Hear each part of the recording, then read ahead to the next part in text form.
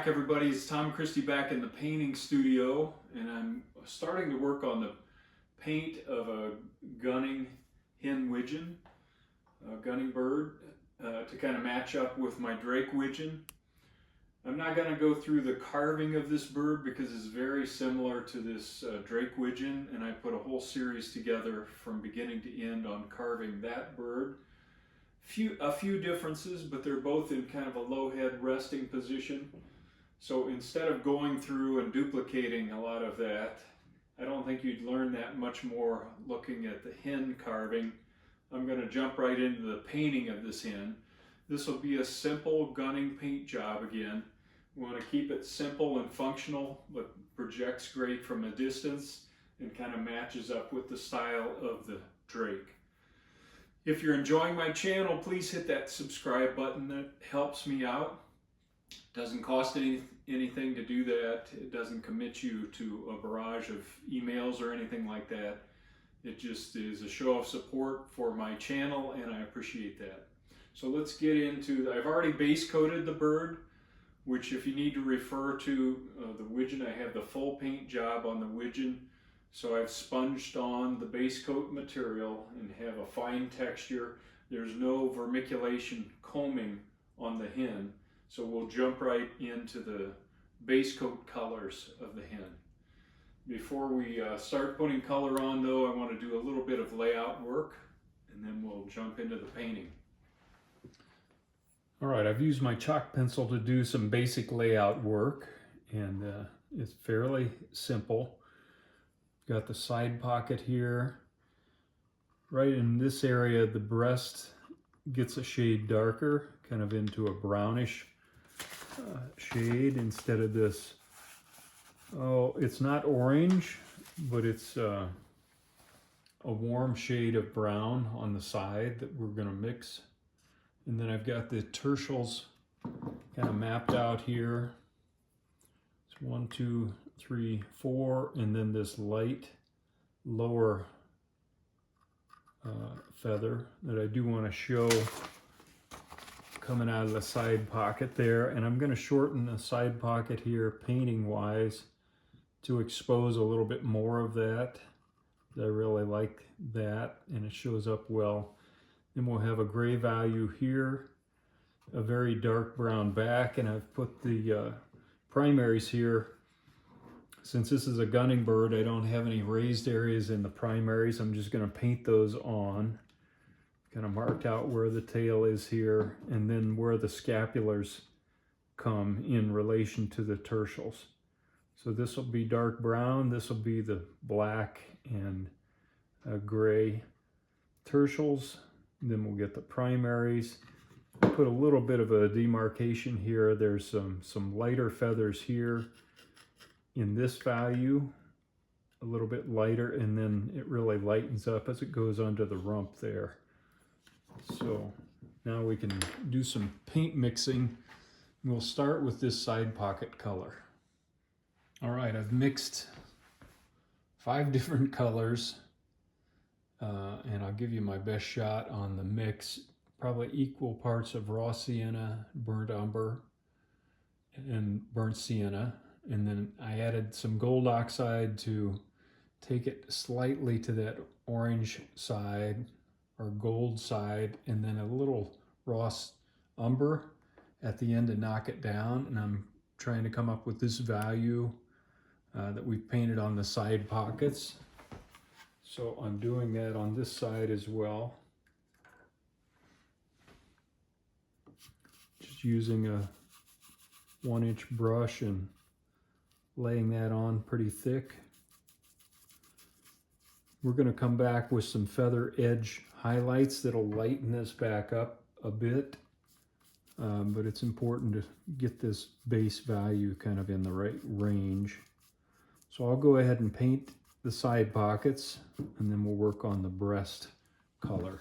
Now I'm just adding burnt umber to that base color and darkening it a bit and painting the breast a little darker shade of brown, and then using my brush to just blend that into the side pocket area there. We don't want this to be super dark, just a shade darker. And then we'll put some feather details on here later.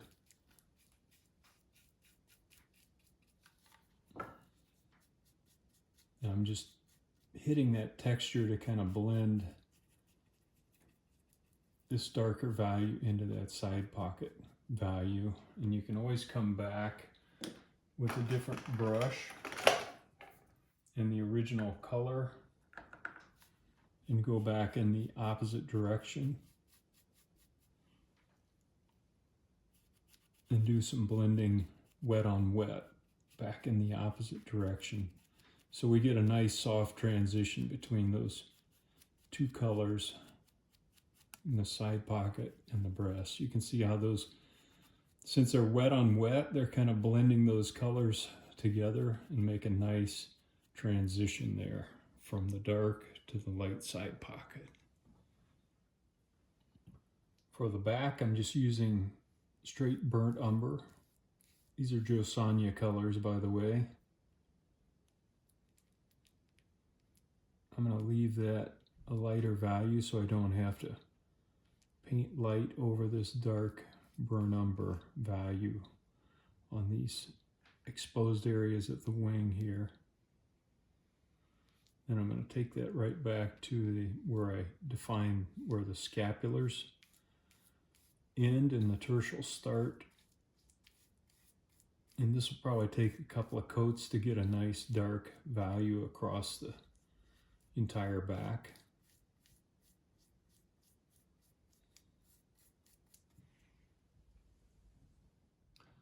I also used burnt umber to paint this area between the tertials and the primaries in back, and the top of the tail and the rump or tail coverts area, including the edge of the tail. Just a quick look at that. Not taking a lot of time blending things right now, just making sure I don't leave hard lines of paint in areas that we're going to want to paint over, and we don't want a hard line of paint transferring through and just showing up into other colors. I've added just a little Nimbus Grey to the burnt umber to give this a slightly lighter value for the primaries, and I'm going in and blocking in the primary section with that color mix. This will take a couple of coats, but I want a different value, a lighter value on these than I have on the rump area and tail covert area. So I'll get those blocked in and come back.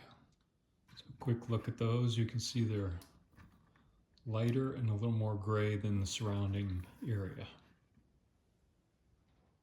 Now I'm taking the original side pocket color, mixing it with a touch of smoked pearl and raw umber to kind of lighten it a bit, but to keep it from being too bright. And then I've got an old filbert scrubber that I can use the edge to make a nice sharp line around the back of the side pockets. And then it's kind of splayed out because it's an old brush, and I can kind of pull that in to this darker area and create a little bit of a blend there going back in this area between the side pocket and the rear, the tail coverts. So I'm going to color that in. I'm just kind of scrubbing that on, and this will take a couple of coats again, but coming up with a lighter value, and then we're going to lighten that as we go under the tail here by adding more off-white and smoked pearl. And the off-white is a mix of white gesso with a touch of raw umber.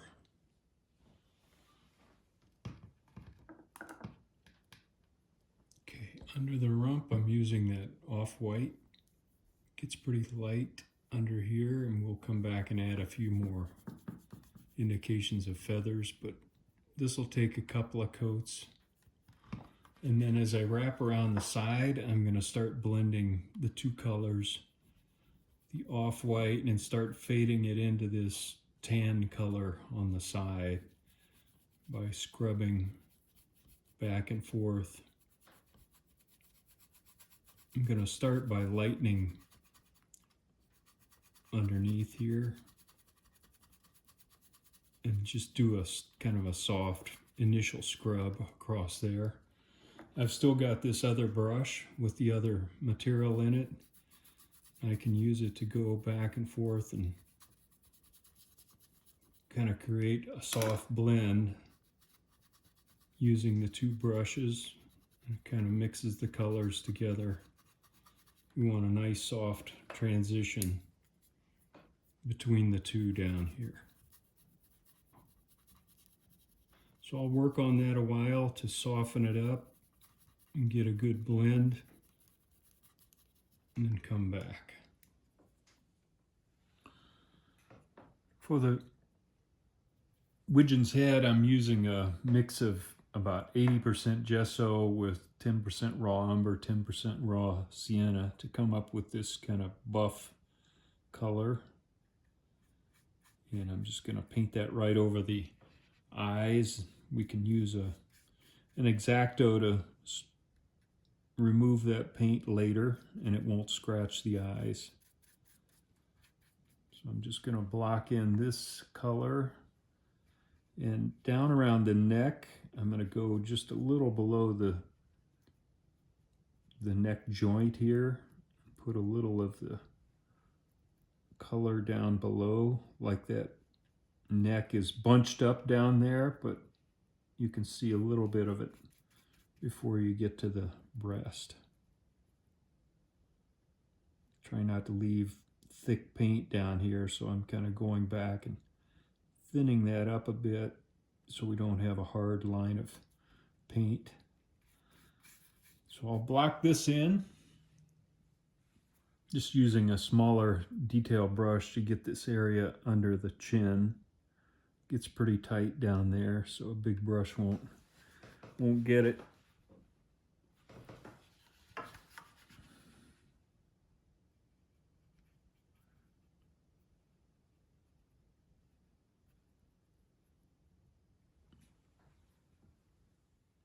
Now I'm using Nimbus Grey, warmed up and darkened a bit by adding raw umber, and I'm going to paint this wing patch area, kind of a lighter gray value.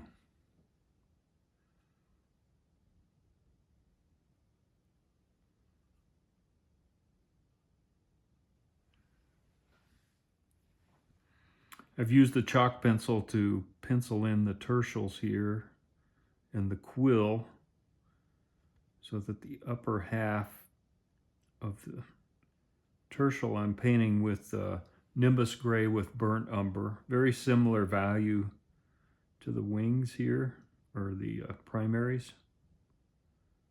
I'm just going to paint the upper half of each one of these. Now I'm going into the lower half of each tertial with carbon black and just painting the lower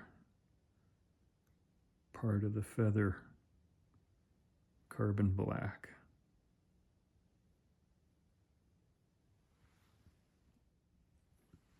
Now I've got a little off-white darkened slightly with Nimbus Grey, and then I've added a little smoked pearl in there to warm this up a bit, and just painting this lower tertial that is light colored.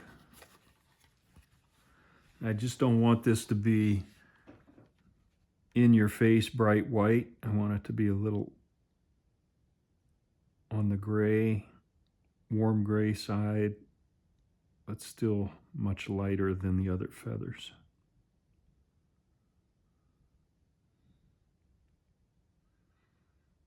I'm choosing to keep that a little more narrow than my chalk pencil, so I'll come back and clean that up.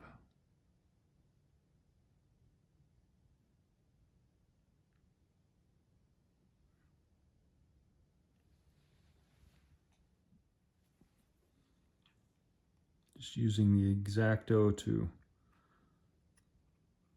remove the paint from the eyes.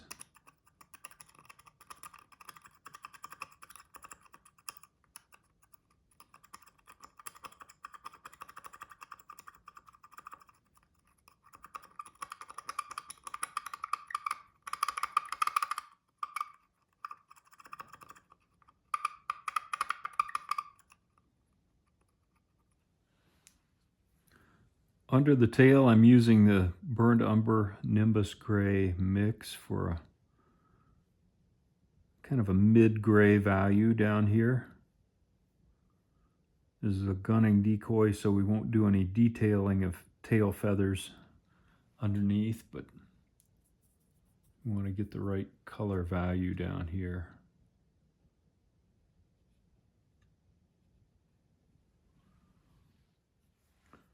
For the bill base color, I'm using a combination of just a touch of Cobalt Blue with white gesso and black to gray it up a bit. And I'm just going to paint that on a couple of coats. And this will darken up a bit as it dries. Well, that's a good place to end session 1 of painting the hen widgeon. We've got all of the base colors applied, so the decoy is covered now with the foundational layers of paint. And in session 2, we'll start bringing her to life with a little bit of additional detail to really make things pop out, make her project from a distance like we want. Till next time, Tom Christie signing out. Good painting to you.